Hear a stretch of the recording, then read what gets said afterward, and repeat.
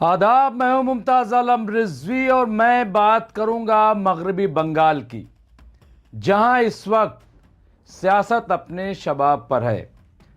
बंगाल में बाबरी मस्जिद पार्टी बनेगी। बीजेपी टीएमसी के सामने हुमायूं। अब आप देखिए, बिहार के बाद मगरबी बंगाल का सियासी ड्रामा अपने शबाब पर है और इसके मरकजी किरदार विधायक हुमायूं कबीर हैं, जो इस वक्त भाजपा की नज़र में मुसलमानों के सबसे बड़े लीडर बन चुके हैं और उनको बंगाल के चुनाव में हराना ममता को हराने से ज़्यादा ज़रूरी हो गया है।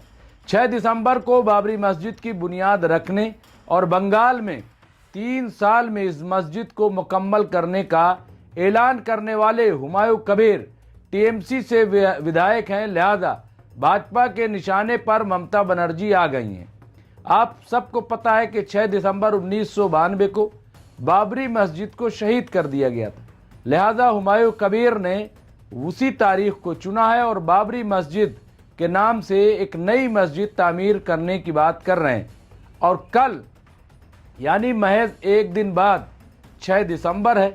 अब क्या होगा वो तो बाद में पता चलेगा, लेकिन ममता सरकार पर अब सवाल दागे जा रहे थे। दिलचस्प बात यह रही कि भाजपा जिस हुमायूं कबीर को मुस्लिम लीडर बता रही थी, देश का मुसलमान उसके खिलाफ खड़ा हो गया कि बाबरी मस्जिद की तामीर का ऐलान महज देश को फिरका परस्ती की आग में झोंकना है। अगर मस्जिद का नाम रखना ही है तो अल्लाह और रसूल और इमाम के नाम पर रखो। अब ममता बनर्जी को समझ में नहीं आ रहा था कि वो करें तो करें क्या, कहीं ऐसा ना हो कि मुस्लिम नाराज हो जाए। वो इंतज़ार करती रहीं और आखिरकार उन्होंने अपने विधायक हुमायूं कबीर को पार्टी से बाहर कर दिया। वैसे पहले भी ममता दी उनको पसंद नहीं कर रहे थे, लेकिन वो पार्टी में थे। पार्टी से निकालने के बाद अब हुमायूं कबीर ने ऐलान किया है कि वो नई पार्टी बनाएंगे और 136 सीटों पर अपने उम्मीदवार मैदान में उतारेंगे। अभी नई पार्टी का नाम सामने नहीं आया, लेकिन मुझे लगता है वो बाबर के नाम पर ही नई पार्टी तश्कील देंगे, क्योंकि वो बाबर प्रेमी लगते हैं। हुमायूं कबीर ने जो अब ऐलान किया है, मैंने एक हफ्ता पहले ही एक न्यूज़ चैनल पे ये बात कह दी थी कि जल्द ही ये हुमायूं कबीर एक नई पार्टी का ऐलान करेंगे। पार्टी का ऐलान हो गया और सीट भी बता दी गई। आप हैरान होंगे कि अचानक सीटों का ऐलान कैसे हो गया, ये 136 सीटों का आंकड़ा कैसे आ गया। यानी पार्टी का नाम अभी नहीं आया, लेकिन सीटों की गिनती आ गई। तो भाई जो खेल खेल रहा है वो सब तय कर रहा है। बहुत मुमकिन है कि हुमायूं कबीर की पार्टी के साथ ऑल इंडिया मजलिसे इत्तेहादुल मुस्लिमीन का भी गठबंधन हो जाए। खैर, पार्टी बनाना कोई गलत बात नहीं है, लेकिन क्या मस्जिद बनाना गलत है? क्या सुप्रीम कोर्ट ने अपना फैसला सुनाते हुए कहा था कि देश में अब कहीं बाबर के नाम से मस्जिद नहीं बन सकती? शायद नहीं कहा था, तो फिर हंगामा क्यों है? जिस तरह कल बाबरी मस्जिद को तोड़ना गैर कानूनी था, उसी तरह आज बाबरी मस्जिद की तामीर को रोकना भी गैर कानूनी है। लेकिन ये राजनीति है। हुमायूं कबीर को भी पता था कि इस बार उनको ममता दीदी टिकट नहीं देंगी, इसलिए उन्होंने देश और कौम की परवाह किए बिना अपने सियासी एजेंडे को अमली जामा पहनाने के लिए निकल पड़े। भाजपा को मौका मिल गया। भाजपा का फायदा देख करके गोदी मीडिया आगे आ गया। चुनांचे बिला वजह एक बखेड़ा खड़ा हो गया। अब सवाल ये नहीं है कि मुस्लिम हुमायूं कबीर को वोट देगा या नहीं, बल्कि सवाल ये है कि इस पूरे सियासी ड्रामे से सियासी फायदा किसको होने जा रहा है। जाहिर सी बात है, हुमायूं कबीर की नई पार्टी और सियासी चाल से भाजपा को तो नुकसान होने से रहा, क्योंकि हुमायूं कबीर अपनी इस हरकत से हिंदुओं के वोट तो काटेंगे नहीं, वो सीधे सीधे मुस्लिम वोट काटेंगे। तो ये किसका नुकसान होगा? ममता जी का। जबकि इस दौरान भाजपा को फायदा होगा। हिंदू वोट ममता बनर्जी की बजाय भाजपा की तरफ भागने की कोशिश करेगा। भाजपा उन्हें ज़्यादा से ज़्यादा अपनी तरफ लाने की कोशिश करेगी।